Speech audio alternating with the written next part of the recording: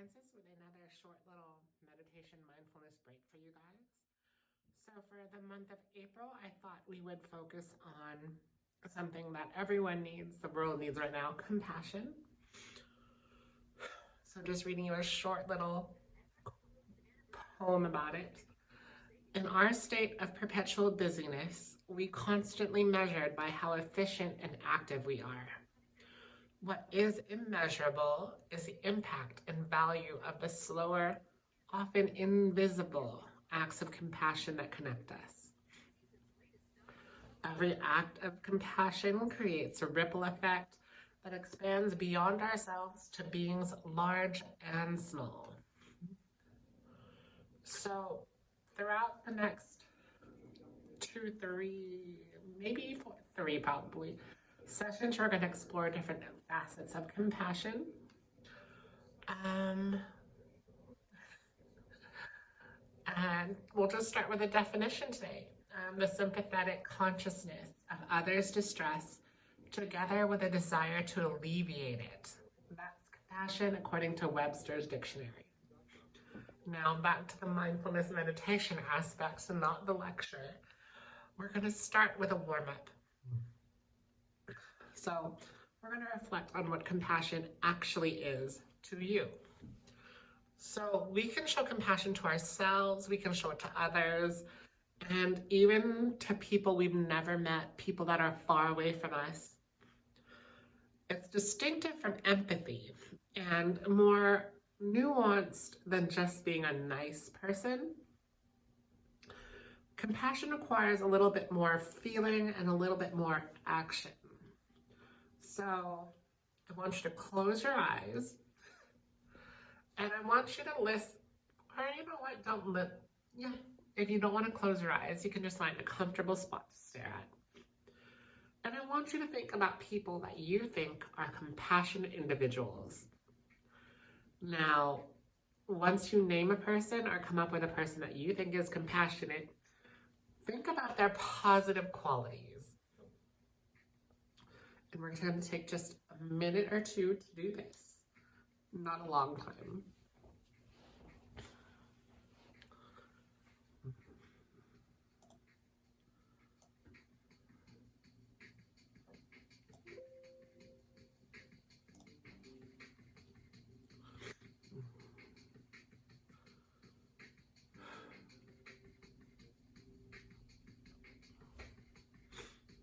So I'm going to give you 30 more seconds. Now that you've thought about a few people that are compassionate and positive qualities about them, think about which of those qualities you see in yourself.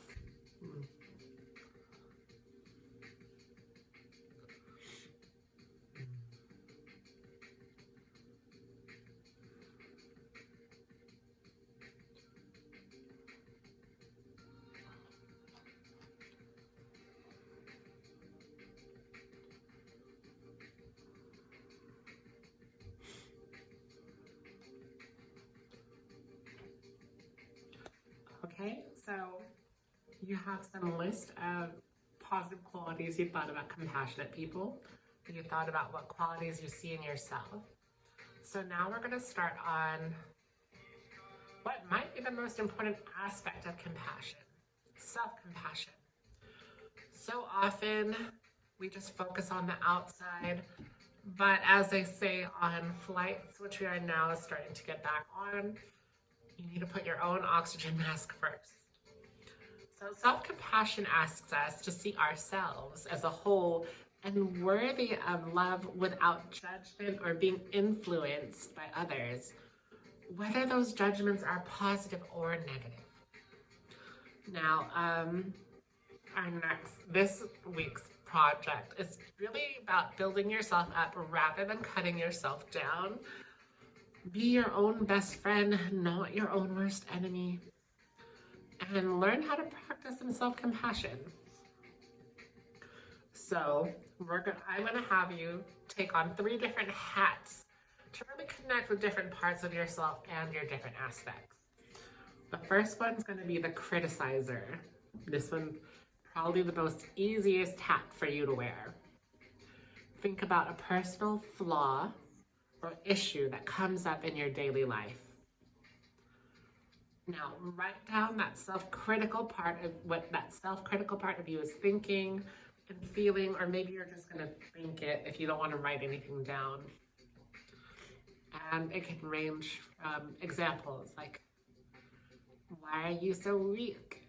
How could you forget that thing? Why aren't you assertive? You know, the things that we think to ourselves. And I want you to think about how that makes you feel and how that makes you think.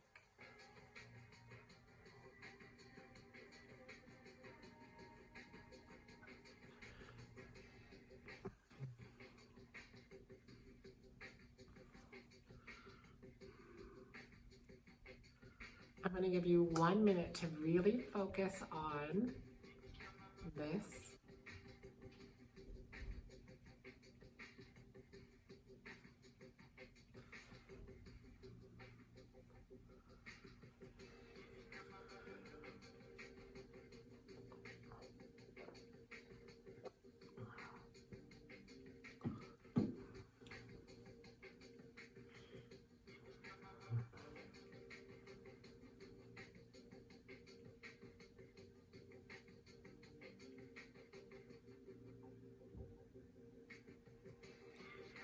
Okay, start wrapping up your thoughts or taking a quick pause on the video.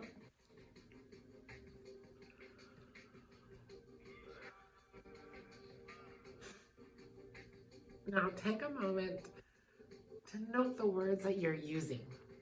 That's important too. And more than that, the emotions you feel, and maybe every posture your body moved into while you were wearing this hat. Whether you're sitting or whether you're seated or you're laying down, you might have changed postures. Maybe your face made expressions. Keep note of that.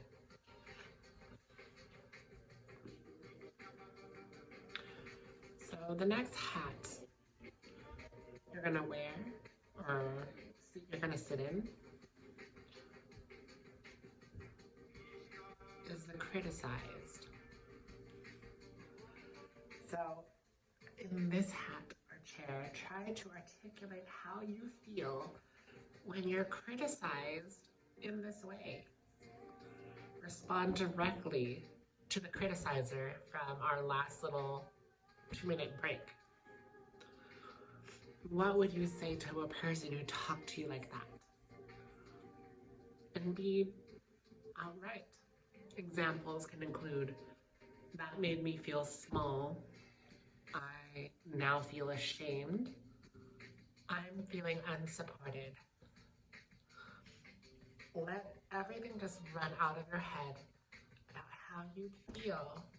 If someone talked to you that way, you are now the criticized, responding to the criticizer. And I'm going to give you a little over a minute now to focus on this one.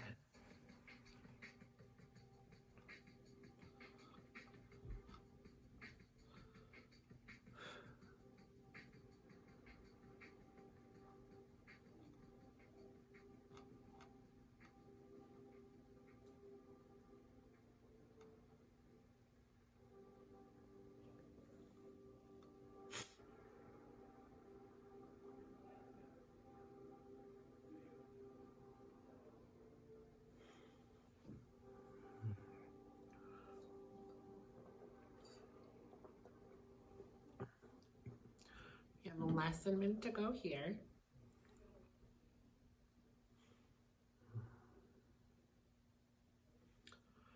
While you think about how you'd respond to your criticizer, I'm asking you again to notice the language you're using. Is it sad, discouraged, childlike, scared, or helpless? And once more, what was your posture and facial features like during this?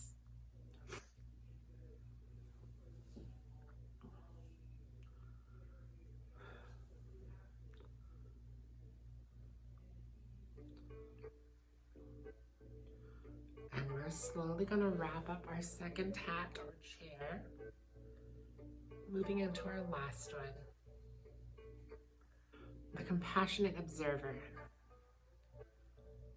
Allow your heart to soften and open, and move into this third seat or hat, the compassionate observer. What compassionate observations or words naturally spring out of your mouth? What wisdom do you have for the criticizer and for the criticized? Taking on a third point of view here. Critique everything about the situation between the first two seats or hats.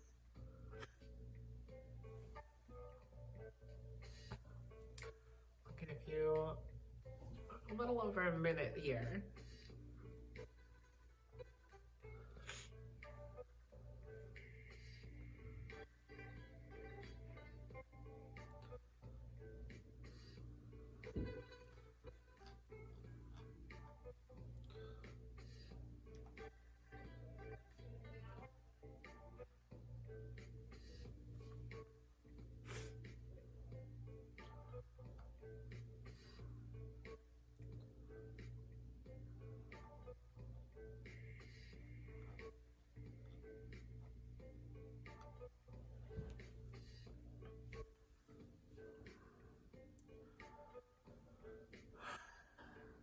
Thirty more seconds.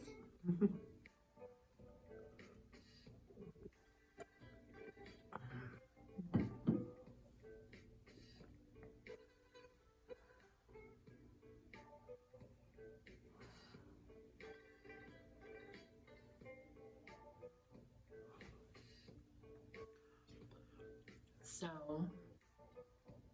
to become a compassionate observer, it's important to keep what you felt and learned during this exercise in your mind moving forward. Eventually, if we keep self-compassion in our awareness and continually practice it, the behavior will become a habit that will help us live our best lives. Now, it's also helpful to set triggers that remind us of the habits we like to create, like self-compassion post-it notes around the home area or the workplace, or maybe a piece of art that reminds you, be kind, be compassionate toward yourself.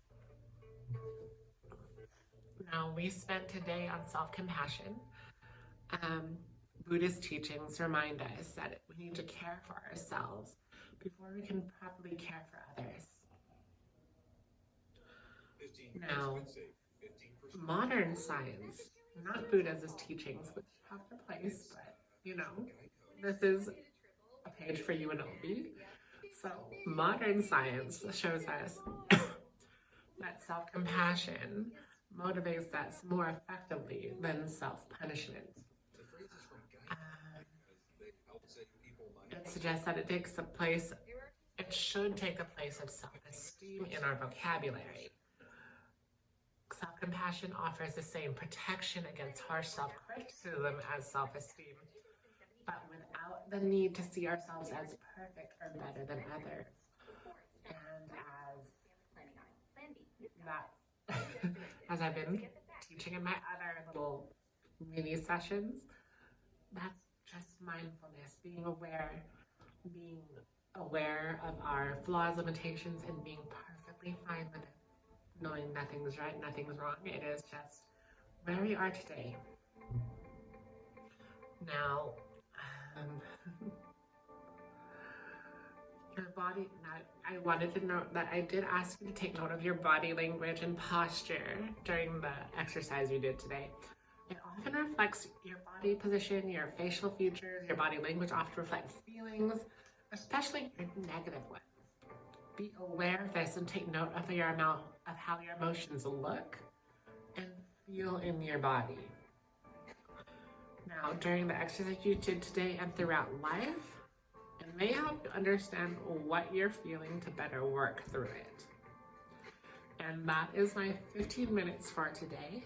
I will be back with you next week, and you'll probably explore a little bit more about compassion, probably delve into a little bit more self-compassion. I mean, you guys have finals coming up. Probably a good idea. Anyways, this was Frances, and it was a pleasure. Thank you. I'll figure this out one day.